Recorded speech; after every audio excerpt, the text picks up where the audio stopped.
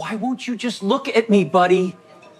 Edward Crawford, the man behind Pinnacle Atlantic Holdings, was on his knees in a Richmond diner, begging a 6-year-old who hadn't spoken a word in his life. Oliver was thrashing, screaming, face twisted shut. 6 years, $2.3 million in specialists. Nothing. Kids. Then, a black waitress sat at the next booth and started folding a napkin. The boy stopped, turned, went Millie still. with his corner? She set a paper bird on the table. Oliver reached out Barmy. and smiled. Who are you? Nobody you'd remember. She walked away, back to clearing plates. $9.50 an hour.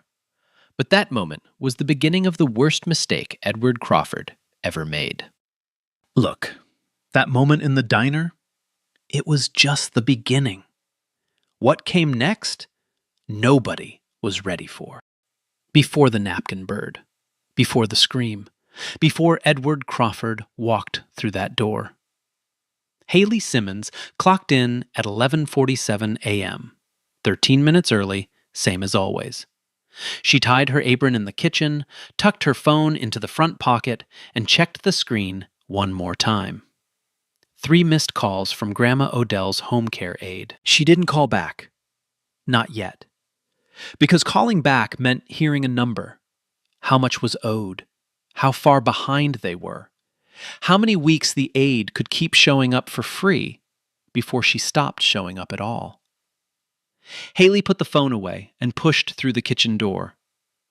"You look like you slept in a mailbox," Ruth Bellamy said from behind the register. "Good morning to you too, Ruth." "I'm serious. You eating?" "I ate, liar." Ruth slid a biscuit wrapped in foil across the counter. "Eat that before the lunch rush, or I'm docking your pay." "You don't pay me enough to dock." "Exactly, so eat." That was Ruth, 61 years old, owner of Bellamy's Corner Cafe since 1996. She'd built the place with insurance money after her husband died, turned a 2-room sandwich counter into the only diner on this block that survived 3 recessions and a pandemic. Tough mouth, soft hands. The kind of woman who'd fire you Monday and pay your rent Tuesday. Haley bit into the biscuit and got to work. The lunch crowd was the usual. Mr. Perkins in booth 3, grilled cheese, no tomato, extra pickle, same as every Saturday since his wife passed. 2 college kids splitting a milkshake and studying for something they'd probably fail. A woman in scrubs eating alone, staring at her phone like it owed her money. Haley moved through them the way she always did. Quiet, quick, noticing things nobody asked her to notice. She refilled Mr. Perkins's sweet tea before he finished the first glass. She brought the college kids extra napkins because one of them always spilled.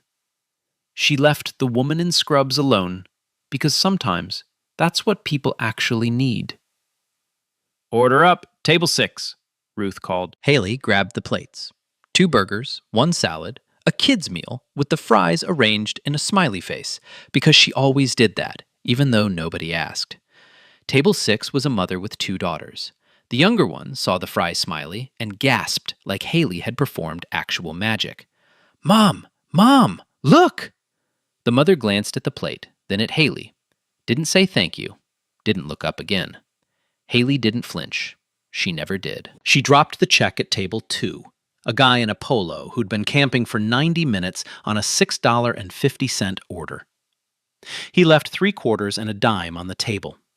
85 cents. Haley pocketed it without expression, wiped the table, reset the silverware. Ruth watched from the kitchen window and shook her head. Later, when Haley wasn't looking, she slipped a $5 bill into the tip jar under Haley's name. That was the thing about Haley Simmons. She never complained. Not about the tips, not about the hours, not about the fact that she was 2 semesters away from a degree in early childhood education that she'd probably never finish because her grandmother's medical bills ate every dollar before it landed. She just worked, showed up, paid attention, And she had this thing Ruth called the radar. Haley could walk into a room and know within 30 seconds who was hurting. Not because they told her, because she watched. The way someone held their coffee cup, the way someone's laugh came a half second too late, the way a child's eyes darted before a meltdown hit.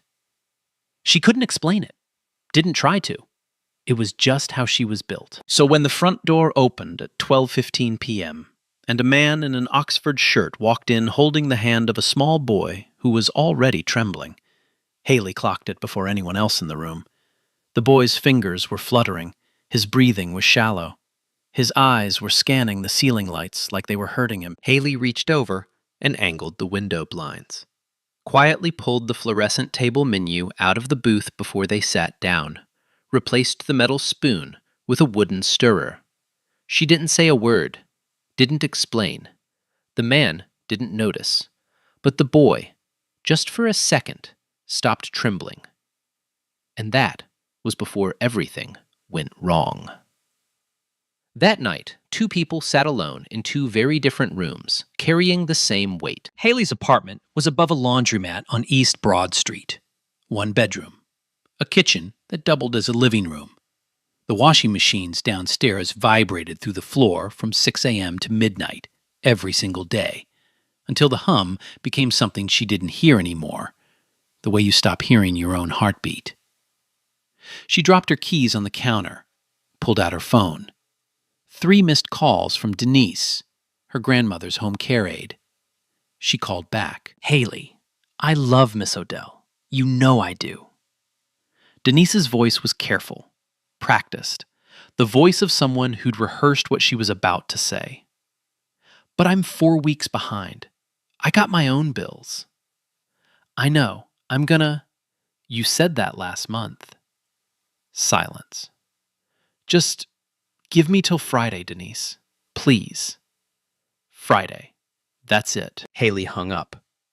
She sat at the kitchen table, the same table where her grandmother used to help her with homework, and opened the laptop. One new email. Financial aid office. Subject line. Application status update. She already knew before she clicked. "We regret to inform you." She closed the laptop. Didn't slam it, didn't cry, just closed it. Pulled the stack of medical bills from under a textbook she hadn't opened in 8 months and counted what she had. $340. That was it. That was everything. 12 miles west, Edward Crawford walked through the front door of a house worth $4.6 million and heard nothing. That was the thing about the Crawford estate. It was built for sound to disappear. Marble floors, vaulted ceilings, rooms so large that footsteps dissolved before they reached the walls. Oliver was already in bed. The monitor on Edward's phone showed the boy asleep, curled tight, blanket kicked off, the way he always slept. Greta had filed her nightly report and left it on the kitchen island. 3 pages. Times, meals, behavioral notes, medication log. She wrote about Oliver the way an engineer writes about a machine. Edward didn't read it. Not tonight. He walked upstairs, past Oliver's room, past the guest room, past the bathroom no one used, down the hall to the master bedroom, the one he still shared with a ghost. Claire's closet was exactly as she'd left it. Dresses still wrapped in dry cleaning bags, shoes lined up on the rack, a scarf, lavender, cashmere, draped over a hook by the door. Edward picked it up, held it to his face. 3 years since the accident. 3 years since a truck ran a red light on Route 288 and took her out of the world in 4 seconds. 3 years, and the scarf still smelled like her perfume. Or maybe it didn't. Maybe he just needed it to. He stood there for a long time. Then he thought about the diner, about the waitress, about the way his son's mouth had moved, that tiny, impossible curve, and how it was the closest thing to Claire he'd seen since she died. Edward came back the next day. And the day after that. He didn't explain, didn't call ahead, just showed up with Oliver at the same booth, same time, and ordered the same thing. Black coffee, scrambled eggs for the boy. Nothing else. Haley didn't ask questions. She just folded. Napkin birds on Monday, a napkin frog on Tuesday. Something that might have been a dog on Wednesday. She laughed at that one, and Oliver's eyes tracked her face when she did. By Thursday, Oliver was arranging the animals in a line along the windowsill, sorting them, adjusting their positions, starting over when one was crooked. Greta watched from the end of the booth, arms crossed, mouth tight. Ruth watched from behind the register. "That man's been here 4 days straight," Ruth said, drying a glass. "You know who he is?" Haley shrugged. "A dad with a kid who likes napkin birds." "Mm-hmm." Ruth set the glass down. "Girl, I Googled him." Ruth. Pinnacle Atlantic Holdings. Look it up. I don't need to look it up. He tips 40% and his kid is sweet. Ruth shook her head but said nothing more. Some conversations need to wait. That Friday, Haley came home to a yellow paper taped to her front door. 30-day eviction notice. She peeled it off, read it once, folded it in half, put it in her back pocket.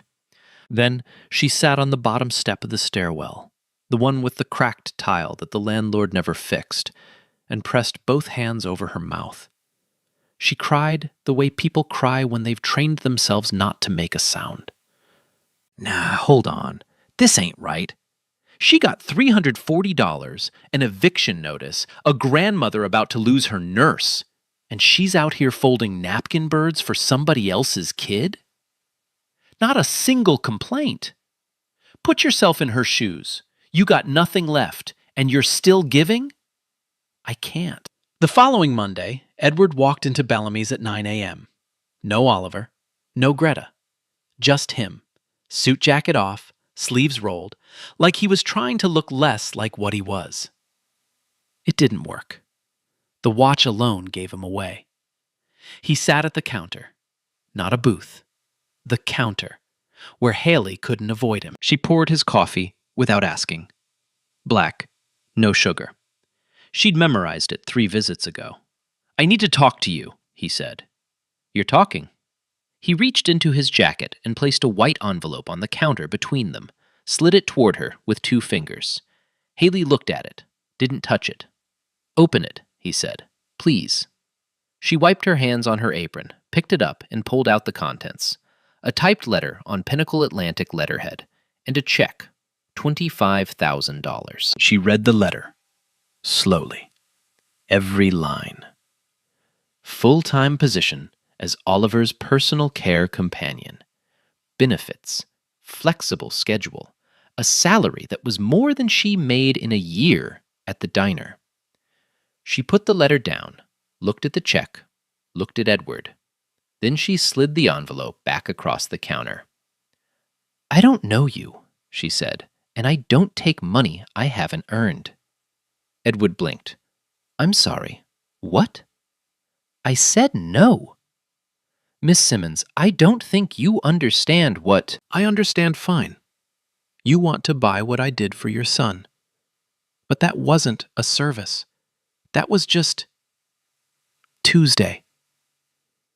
From the kitchen, Ruth Bellamy's hand froze mid-reach for a stack of plates. She'd been listening to every word. Edward sat there for a long moment. He wasn't used to this. People didn't slide things back to Edward Crawford. They asked for more. "My son hasn't smiled in 6 years," he said quietly. "He smiled at you. I'm not trying to buy anything. I'm asking for help." Haley held his gaze, said nothing. Then she picked up the coffee pot and walked to the next customer. Edward left the envelope on the counter. Haley didn't touch it for the rest of her shift. Ruth locked the front door at 9:15 p.m., flipped the sign to closed, walked straight to the kitchen where Haley was scrubbing a grill pan like it owed her rent. "So," Ruth said, leaning against the doorframe. You just turned down $25,000. Ruth, 25,000. I heard the number. Girl, I love your pride. Lord knows I do.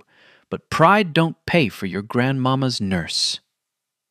That landed. Haley's hands stopped moving. Ruth pulled out her phone, scrolled, turned the screen toward Haley. Pinnacle Atlantic Holdings, Fortune 200. His wife died 3 years ago. Car accident on 288. The boy's been in and out of specialists ever since. Every article says the same thing. No progress. Haley stared at the screen. The wife's obituary photo. A blonde woman holding a toddler, Oliver, both of them laughing. Why would someone like him come to our diner? Haley asked. Ruth put the phone down, looked at her. Because his money can't do what your hands do. The kitchen was quiet. The grill pan dripped into the sink. I'm not saying take the check, Ruth said. I'm saying hear the man out. One conversation. Here. Not his office, not his house. Right here, where I can see you. Haley dried her hands, folded the towel, set it on the counter. One conversation. That's my girl. And I'm not cashing that check. Baby, nobody asked you to. Yet. Tuesday morning, 7 a.m. Bellamy's was empty, except for the smell of fresh coffee and the sound of Ruth humming gospel in the kitchen. Edward arrived at 7:05. Haley was already sitting in booth 9 with a glass of water and her apron folded on the table beside her. Off duty. On purpose. He sat across from her. No envelope this time. No lawyer. Just him. Thank you for... Let's skip that part, Haley said. You want me to work with your son. So let's talk about what that looks like. Edward nodded. Waited. I'm not moving into your house. Okay. I want a trial period. 4 weeks. If it doesn't work, I walk. Clean.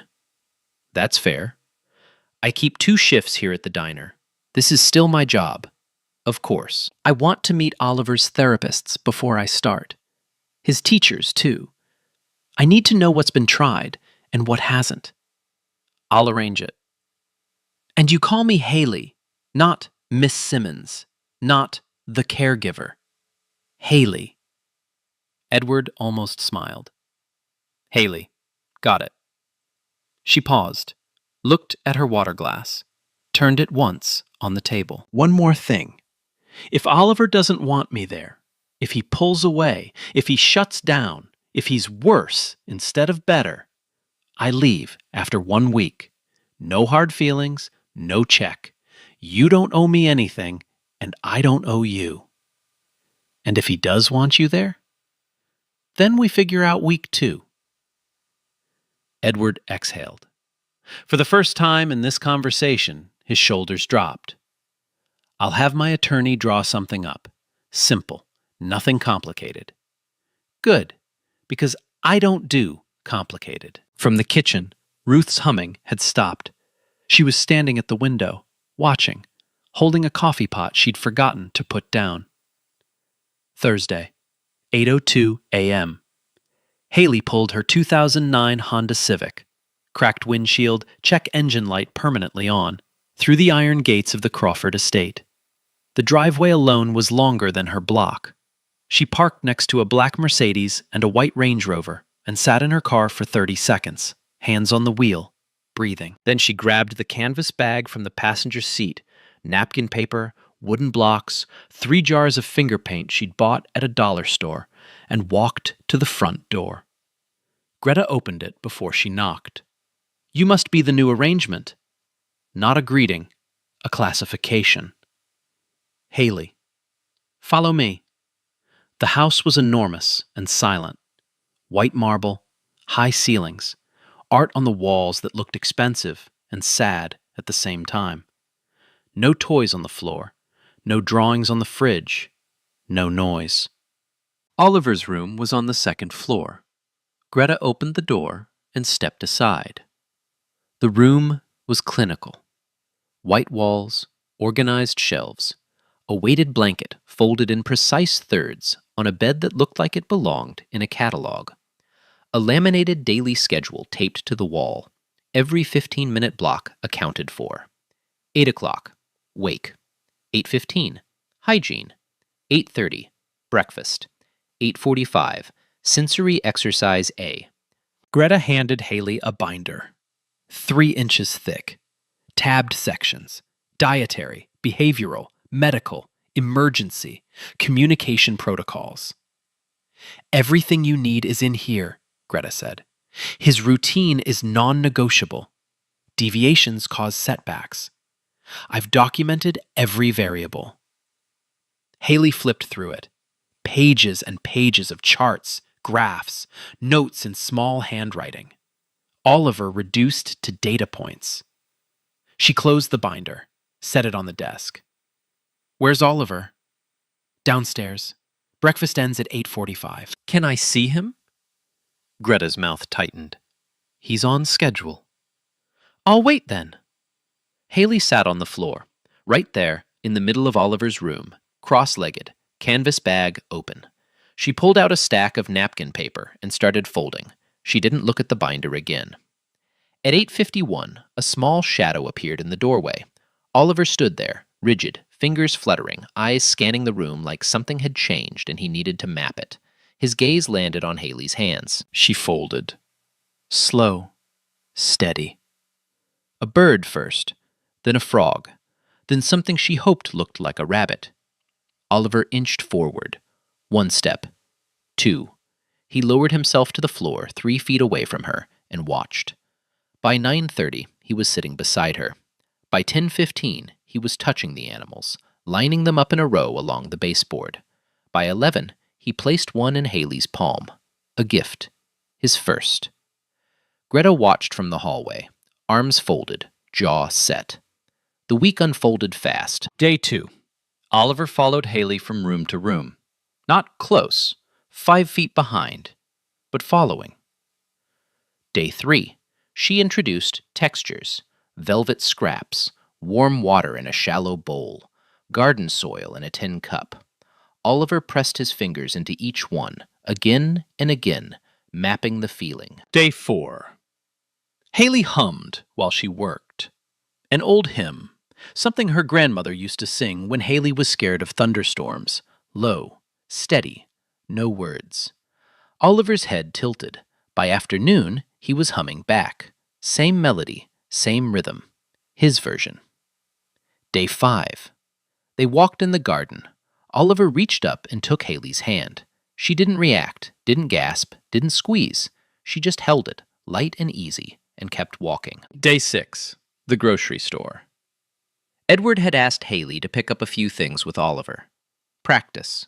Real-world exposure. It went fine until aisle 9. The fluorescent lights buzzed louder there, and a cart crashed behind them.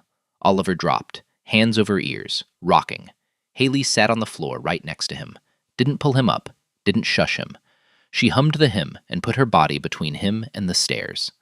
A woman in the next aisle whispered to her friend, "Is that her kid?" Doesn't look like it. Haley heard every word, didn't flinch, kept humming. Day 7. Edward came home early, 4:15 p.m. The house was quiet, which usually meant something was wrong. He found them in the kitchen. Oliver was sitting at the island, a crayon in his fist, blue, dragging it across paper in long, uneven strokes. His first drawing. Haley sat beside him, chin in her hand, watching like it was the most important thing in the world.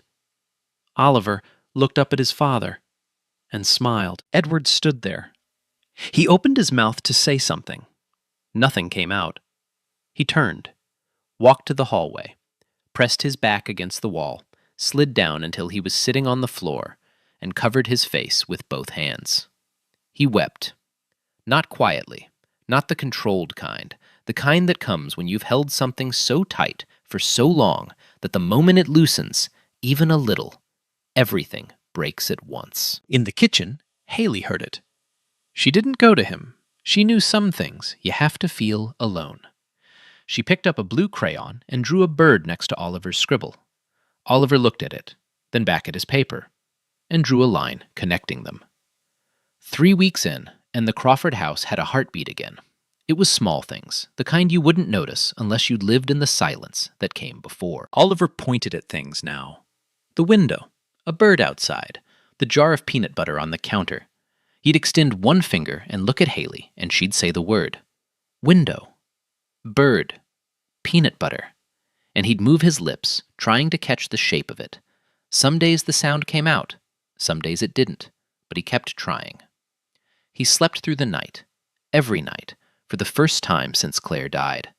Greta's nightly reports got shorter. There was less to document when a child was calm. Haley arrived at 8 a.m., worked with Oliver until 3, drove to the diner for the evening shift. 2 worlds, 1 woman, every single day. She never complained. She never mixed them. Edward started coming home earlier, 5 p.m. instead of 8, then 4:30, then 4. He'd stand in the kitchen doorway watching Haley and Oliver work. Puzzles, textures, sounds. And something in his posture changed. The rigidity softened. The phone stayed in his pocket longer. One Thursday evening, Haley cooked. She hadn't planned to. Oliver was hungry, Greta had left early, and the fridge had pasta, garlic, and butter. So she made something simple, the same thing her grandmother made when there wasn't much in the house, but you still needed dinner to feel like home. Edward came in at 5:15 and found the 3 of them at the kitchen island. Oliver eating with his hands, Haley wiping sauce off his chin, a pot still warm on the stove. He sat down. Haley pushed a plate toward him without a word. They ate. Nobody spoke for a while. The house smelled like garlic and butter and something that had been missing for 3 years. Oliver's therapist called today, Edward said. Asked what changed. I told her we hired someone. He paused, pushed a noodle around his plate. But that's not really it, is it? Haley looked at him. No. You let someone in. That's what changed. Edward held her gaze, nodded once, looked at his son. Oliver was arranging 3 pieces of pasta in a line on the counter. Straight, even, perfect. Some things don't need words. Diane Ashford noticed it on a Tuesday. Edward rescheduled the 2 p.m. board review, moved it to Thursday. No explanation, just a 1-line email from his assistant. Mr. Crawford has a personal commitment. Personal commitment. Edward Crawford didn't have personal commitments. Edward Crawford had quarterly earnings, shareholder calls, and acquisition timelines. That was his life. That had been his life since Claire died. Then she noticed the pattern. Leaving by 4:30, canceling dinners with investors, smiling, actually smiling, during a Monday morning briefing. Edward Crawford didn't smile on Mondays. Edward Crawford didn't smile at all. Diane made a call. The private investigator's name was Glenn. Efficient, discreet, expensive. She'd used him twice before, once during a hostile takeover, once to vet a whistleblower. He was good at finding the shape of a person's life and making it look like whatever you needed it to look like. 3 days later, Glenn delivered a file. Haley Simmons, age 28, no degree, dropped out of Virginia Commonwealth 2 semesters short. Current employer, Bellamy's Corner Cafe. Annual income, $23,000. Outstanding debt, $12,000. Eviction notice filed March 14th. Grandmother on Medicaid. No professional certifications, no childcare license, no background in behavioral therapy. And a photograph, taken at a grocery store. Haley sitting on the floor of aisle 9 next to Oliver Crawford, who was curled in a ball with his hands over his ears. Out of context, it looked like a crisis. Out of context, it looked like negligence. Diane smiled. Context was her business. She drafted a memo. 2 paragraphs. Sent it to board members Wallace and Thornton, the two most risk-averse men on the board. The framing was surgical. Concerned about the CEO's judgment, unvetted individual with financial distress and no qualifications given unsupervised access to a vulnerable minor. Reputational exposure, liability risk. She never mentioned Haley's race. She didn't have to. Diane arrived at the Crawford estate on a Friday afternoon, unannounced. She brought a man in a charcoal suit, introduced him as Dr. Nathan Perry, child welfare consultant. Edward met them in the study. He hadn't invited either of them. "Edward, this isn't an ambush," Diane said, sitting down like she owned the chair. "This is a friend looking out for you." "Then call first." "I would have, but this couldn't wait." She nodded to Perry. He opened a folder and placed it on the desk. The PI file. Every page, a weapon. Haley's debts, itemized. Her incomplete transcripts. The eviction filing. The grocery store photo. Printed, full page. Oliver on the floor. Haley beside him. Fluorescent lights overhead making everything look worse than it was. "Who authorized this?" Edward's voice was low. "I did," Diane said, "because someone had to." "Edward, you're a public figure, the CEO of a Fortune 200 company, and you've placed your nonverbal 6-year-old son in the care of an unqualified, financially desperate woman with no credentials and no oversight. She's not, if this gets to the press, or worse, to a courtroom, the board won't protect you. I'm trying to protect you." Perry leaned forward, professional, measured, rehearsed. "Mr. Crawford, my recommendation is to suspend the arrangement pending a formal review. Standard protocol in cases involving—" "Cases?" Edward looked at him. "My son isn't a case." "Of course not. But the optics—" "The optics." Silence. Diane let it breathe. She'd done this before. Plant the doubt, then give it room to grow. Edward looked at the grocery store photo. Oliver on the floor, Haley beside him. He knew what had actually happened in that moment. He knew Haley had shielded his son. He knew she'd hummed until the panic passed. He knew. But the photo didn't show that. The photo showed something else. And for the first time, just for a second, doubt crept in. From the doorway, Greta watched, arms crossed. She nodded once. Edward called Haley that evening, 7:48 p.m. She was halfway through her shift at the diner, balancing 2 plates of meatloaf and a side of coleslaw. She stepped into the kitchen to answer. "Hey, everything okay with Oliver?" His voice was different. Flat, corporate. The voice he used in boardrooms, not in his kitchen over pasta. "Haley, I need to pause the arrangement." She set the plates down. Pause. "Just temporarily. There are some concerns.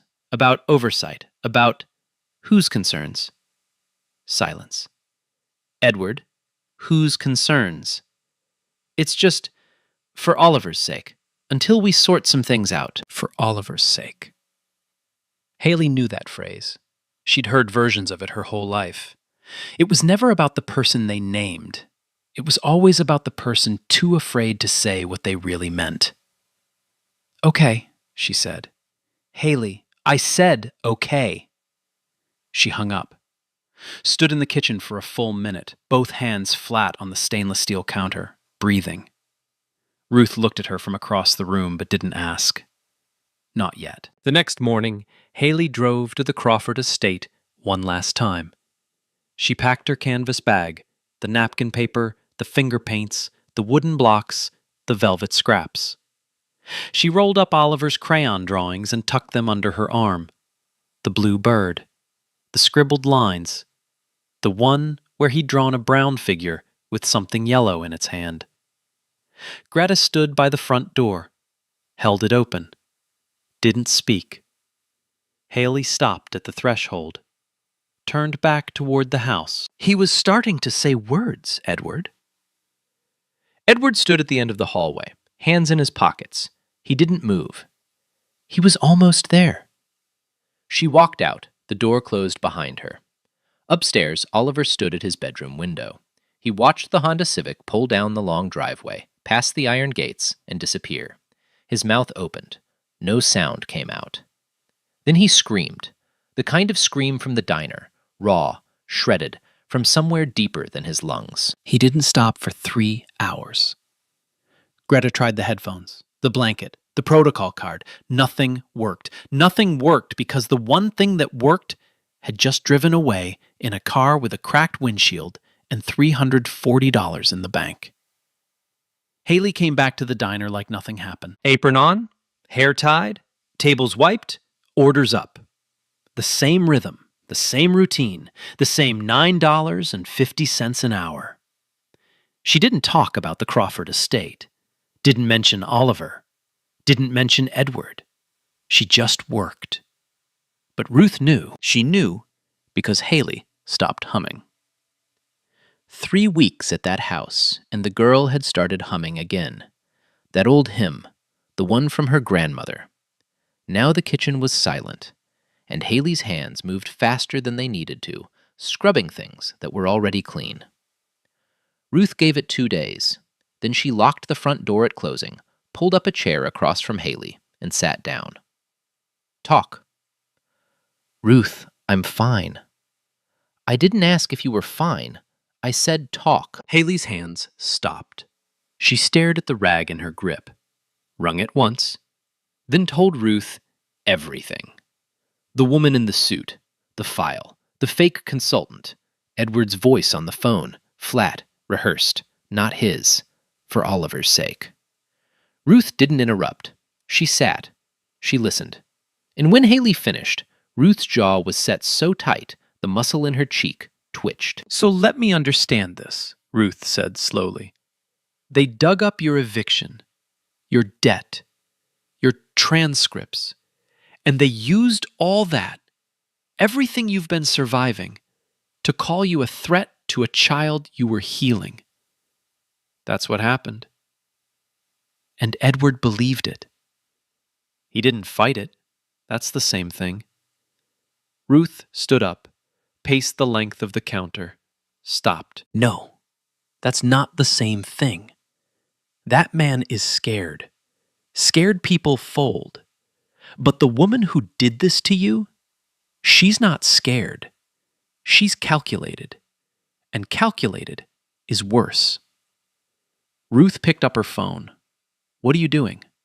Calling my nephew, Jerome. He's a reporter at the Richmond Times-Dispatch. Ruth, no, I don't want press. I'm not putting you in the press. I'm putting a flashlight on the people hiding in the dark. She scrolled, tapped, held the phone to her ear. And I'm calling Patrice Coleman. You remember her? Ran the special ed program at Fairfield Elementary. She'll know what Oliver's progress actually looks like on paper. In language these people can't twist. Ruth, Haley, they used your struggle against you. That's what power does. But power's got a weakness. It assumes nobody's going to check the math. She pointed at Haley with the phone. We're checking the math. 11 miles away, Thomas Whitfield sat in Edward's study at 10:30 p.m. with a glass of bourbon he hadn't touched and a folder he'd been building for 2 days. Nathan Perry, Thomas said. Diane's child welfare consultant. Edward looked up from his desk. He hadn't slept. Oliver's screaming had stopped at midnight the night Haley left and had been replaced by something worse. Silence. The boy hadn't hummed, hadn't pointed, hadn't looked at anyone since. What about him? He's not a child welfare consultant. He's not licensed in any state. He's a corporate fixer, crisis management, reputation control. Diane used him in the Ashbury acquisition in 2019, and again during the Meridian whistleblower case in 2021. His job isn't to protect children. His job is to make problems disappear. Edward stared at him. The memo she sent to Wallace and Thornton, Thomas continued. It wasn't concern. It was a board play. She's positioning herself, Edward. She's been positioning herself since Claire died and you started pulling back. And the file on Haley? Cherry-picked. The grocery store photo was taken out of context. The eviction was filed by a landlord who's under investigation for housing violations. Haley wasn't the problem. The building was. And her debt? Medical. Her grandmother's. Every dollar. Thomas leaned forward. You didn't protect Oliver, Edward. You abandoned the one person who actually reached him. Because a woman in a corner office told you to be afraid. The room was silent. The bourbon sat untouched. Edward turned to his computer, pulled up the home security system, clicked through the footage from the past 3 weeks. Oliver smiling. Oliver taking Haley's hand in the garden. Oliver humming at the kitchen table. Oliver sitting on the floor beside her, lining up napkin birds along the baseboard. Then, a clip from day 6. Oliver standing in the kitchen doorway, mouth moving, trying to form a word, his lips shaping something. Again. Again. Hey, Haley. Edward's hand covered his mouth. What have I done? Thomas didn't answer. Some questions aren't meant to be answered by someone else. Monday morning, 9 a.m. Pinnacle Atlantic Holdings, 44th floor. Diane Ashford walked into the main conference room 5 minutes early, the way she always did. Power sits first. She chose the chair to the right of the head, Edward's chair, and set her portfolio down. Leather-bound, monogrammed. She'd prepared a succession timeline. Subtle, nothing aggressive. Just a gentle nudge toward the board. Edward's performance was slipping, his focus was compromised, and the company needed stability. She'd plant it during new business. Let it breathe. Let it grow. The board filed in. Wallace, Thornton, 5 others. Thomas Whitfield took a seat in the corner. Unusual. He wasn't a board member. Then Edward walked in. He looked different. Not tired, not broken. Something else. The kind of calm that comes after you've already made the hardest decision. He didn't sit down. Thank you all for coming on short notice. This won't take long. Diane smiled, opened her portfolio. 6 weeks ago, Edward said, I hired a woman to care for my son. She had no degree, no certifications, no connections. She was a waitress making $9.50 an hour at a diner in Richmond. Diane's pen stopped. In 3 weeks, she did something no specialist, no therapist, no program had managed in 6 years. My son smiled. My son hummed. My son picked up a crayon and drew for the first time in his life. My son started trying to speak. He clicked a remote. The wall screen lit up. Security footage, timestamp, date, location. All visible. The board watched Oliver take Haley's hand in the garden. Watched him line up napkin birds on the baseboard. Watched him sit at the kitchen table, drawing, calm, present. Watched him smile. The room was silent. Then, Edward continued, someone in this company decided that woman was a threat. He clicked again. Diane's memo appeared on screen. Every word. This memo was sent to 2 board members by our senior vice president, Diane Ashford. It describes the caregiver as, he read directly, an unvetted individual with financial distress and no qualifications. It recommends immediate removal. Diane's face didn't change. Not yet. The memo was supported by a report from a man named Nathan Perry, introduced to me as a child welfare consultant. Another click. Perry's file. His real file. Nathan Perry is not a child welfare consultant. He holds no license in any state. He is a corporate fixer specializing in crisis management and reputation control. Ms. Ashford retained him during the Ashbury acquisition in 2019 and the Meridian whistleblower case in 2021. His job has never been to protect children. His job is to make people disappear. Wallace shifted in his seat. Thornton removed his glasses. The evidence used against this caregiver, her debt, her eviction, a photograph from a grocery store, was gathered by a private investigator hired with corporate resources. The photograph was taken out of context. The eviction was filed by a landlord under investigation for housing code violations. The debt is medical, her grandmother's. Edward turned to Diane. You took everything this woman has been surviving, her poverty, her struggle, her lack of a piece of paper, and you weaponized it. Not to protect my son, to protect your position. Diane's composure cracked. Just a millimeter. She straightened her portfolio. Edward, this is emotional. You're not thinking clearly. I was protecting the company's... This is about a waitress? She looked at the board. We're derailing a Fortune 200 company over a waitress? The room didn't move. Edward let the silence hold. Then, kindness isn't a skill you hire. It's a truth you recognize. He turned to the board. I'm recommending immediate termination for cause.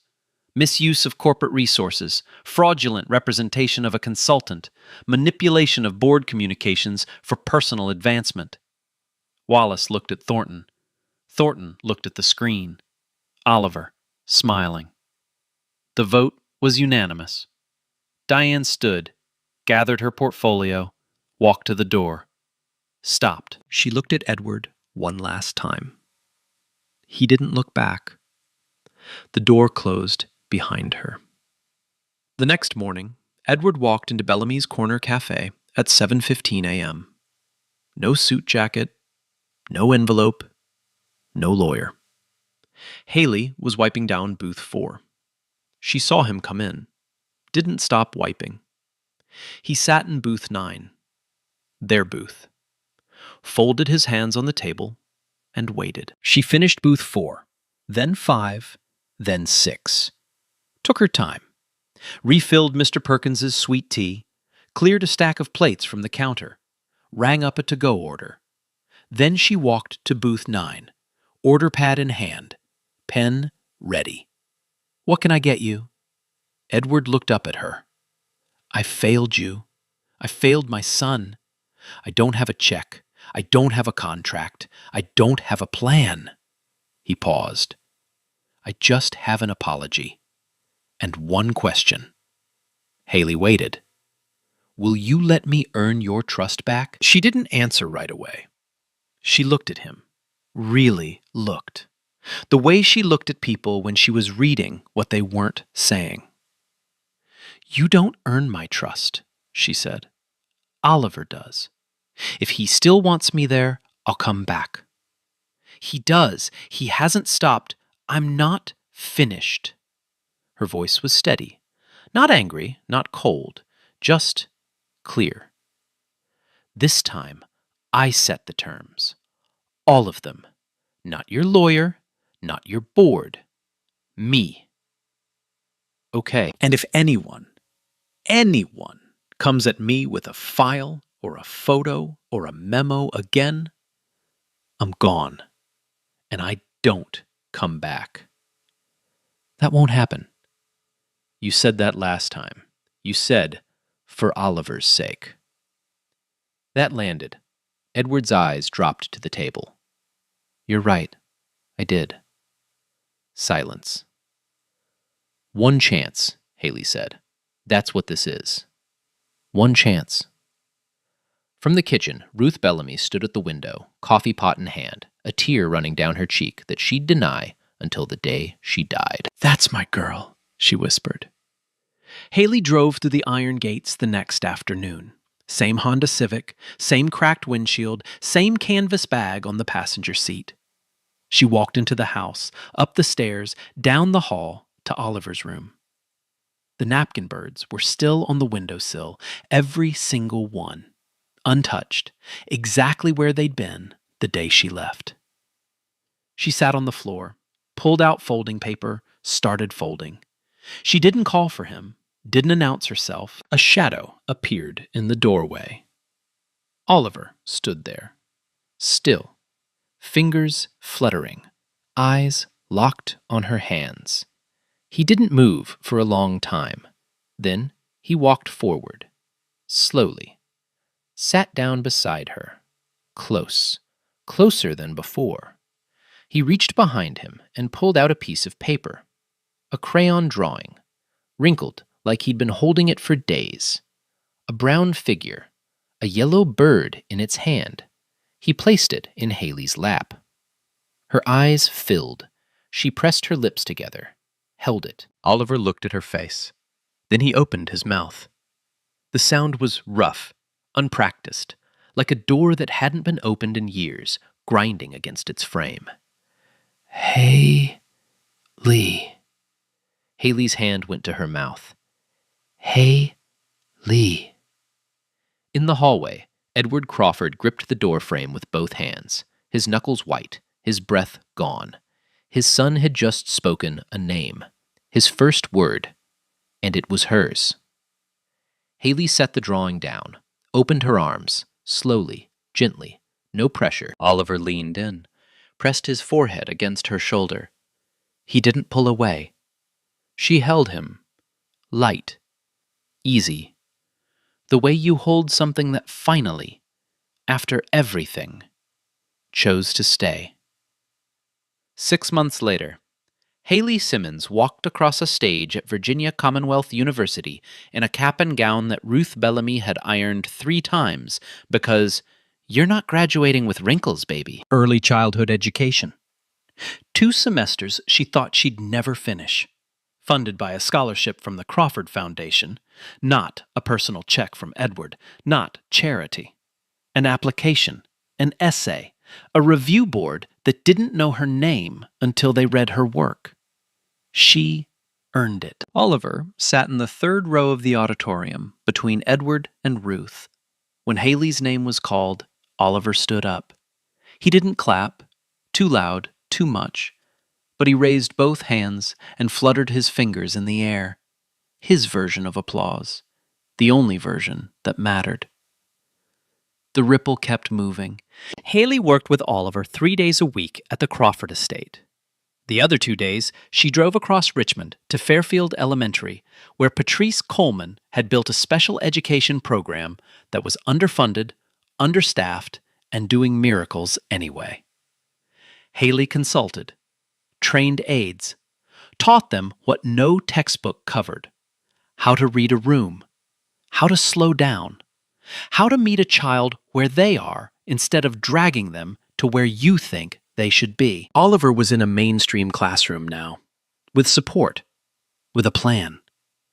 He spoke in short phrases, 3-4 words at a time, enough to ask for water, enough to say, no thank you, enough to say, Haley, come back, every Wednesday morning when she left for Fairfield. He still folded napkin birds. Every day. His teacher kept a shelf for them in the classroom. The other kids started asking him to teach them. He couldn't explain the steps with words yet, so he showed them, slowly, patiently, the way Haley had shown him. Edward restructured his schedule, stepped back from daily operations, came home by 4 p.m. He and Haley had a professional respect that lived somewhere near the border of family, never crossing it, never needing to. What they shared wasn't a relationship. It was a debt repaid in presence. Ruth's Diner got new booths, a new kitchen hood, and a sign out front that still read Bellamy's Corner Cafe in the same hand-painted letters from 1996. Edward funded the renovation. Ruth approved every detail. You can fix my kitchen, she told him, but you touch that sign and I'll end you. Sunday morning, Bellamy's, 9 a.m. Haley sat in booth 9, Oliver beside her. He pulled a napkin from the dispenser, folded it, slowly, carefully, tongue between his teeth. The bird was lopsided, one wing too long, beak slightly crushed. He placed it on the windowsill next to a row of others. Then he looked up at Haley and grinned. She grinned back. At the counter, Edward Crawford held a coffee cup. He watched them, his son and the woman who saw him first. His hands were steady. So, where are they now? Haley Simmons runs a nonprofit called Ground Level. It trains caregivers in underserved communities, sensory-friendly techniques, early intervention, the kind of care that doesn't require a six-figure budget. Just patience, just presence. Last year, the program reached 200 families across Virginia. Oliver Crawford is 8 years old. He reads at grade level.